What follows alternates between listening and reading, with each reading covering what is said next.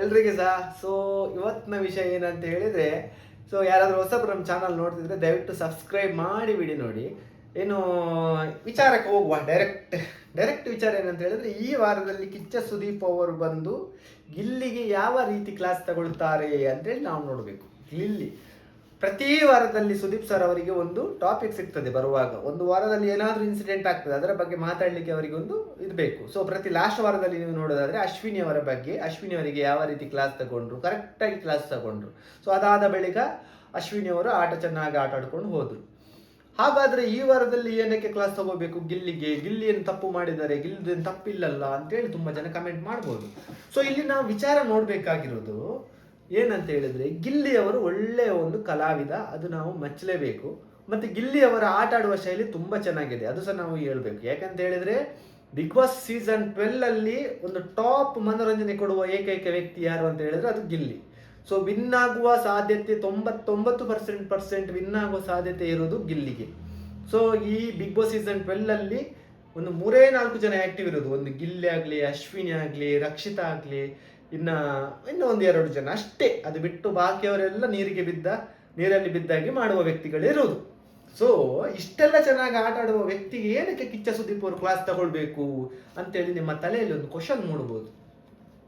ಇಲ್ಲಿ ನಾವು ನೋಡ್ಬೇಕಾಗಿರೋದು, ಗಿಲ್ಲಿ ಅವರು ಇಲ್ಲಿ ಈ ವಾರದಲ್ಲಿ ಟಾಸ್ಕ್ ಇದ್ದದ್ದು ಗೆಸ್ಟ್ ತರ ಬರ್ತಾರೆ.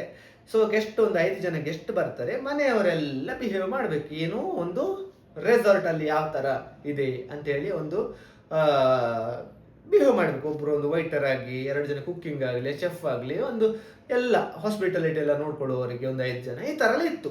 ಗಿಲ್ಲಿಗೆ ಇಲ್ಲಿ ಬಂದದ್ದು ವೈಟರ್ ಆಗಿ, ಅರ್ಥ ಆಯ್ತಾ ನಿಮ್ಗೆ? ವೈಟರ್ ಲಾಸ್ಟ್ ಸೀಸನ್ ಅಲ್ಲಾಗ್ಲಿ, ಪ್ರತಿ ಸೀಸನ್ ಅಲ್ಲಿ ಇದೊಂದು ಟಾಸ್ಕ್ ನಡೀತದೆ.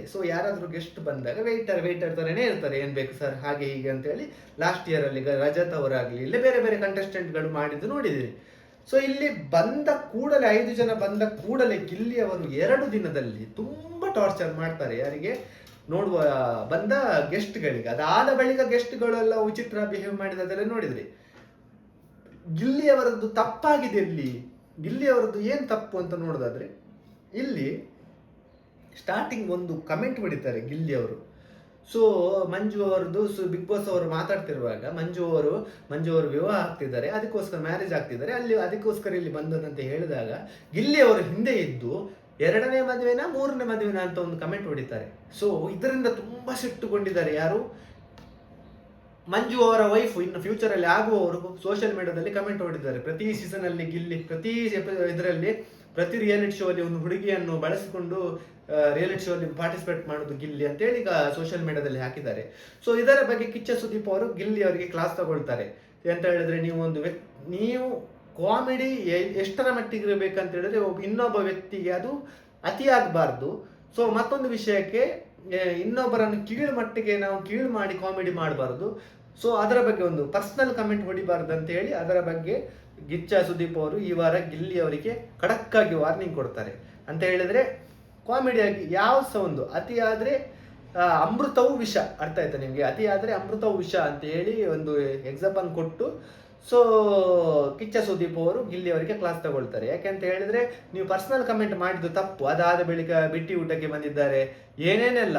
ಗಿಲ್ಲಿ ಅವರು ಅವರ ಎದುರಿನವರನ್ನು ಗೆಸ್ಟ್ ತರ ಟ್ರೀಟ್ ಮಾಡಿಲ್ಲ, ಅವರನ್ನು ಸಹ ಒಂದು ಕಾಂಪಿಟೇಟರ್ ತರ ಟ್ರೀಟ್ ಮಾಡಿ ಅವರೇ ಅಗತ್ಯವಿಲ್ಲ. ಅವರು ಗೆಸ್ಟ್ಗಳು 1 ವಾರ ಬಂದಿದ್ದು ಹೋಗ್ತಾರೆ. ಅವರ ಬಗ್ಗೆ ಸ್ಟಾರ್ಟಿಂಗ್ ಈಗ 2 ದಿನ ಆದ್ಮೇಲೆ ಹೇಗೆ ಗಿಲ್ಲಿ ವರ್ತನೆ ಮಾಡಿದ್ರು ಅದೇ ತರ ಕಾಮಿಡಿ ಮಾಡ್ಕೊಂಡು ಹೋಗಿದ್ರೆ ಚೆನ್ನಾಗಿರ್ತಿತ್ತು. ಬಟ್ ಗಿಲ್ಲಿ ಅವರು ಸ್ಟಾರ್ಟಿಂಗ್ ಅಲ್ಲಿ ಮಾಡಿದ್ದು ಕಾಮಿಡಿ, ಬಟ್ ಅದು ಏನಾಯ್ತು, ಅತಿ ಆಯ್ತು. ಅರ್ಥ ಆಯ್ತಾ ನಿಮ್ಗೆ?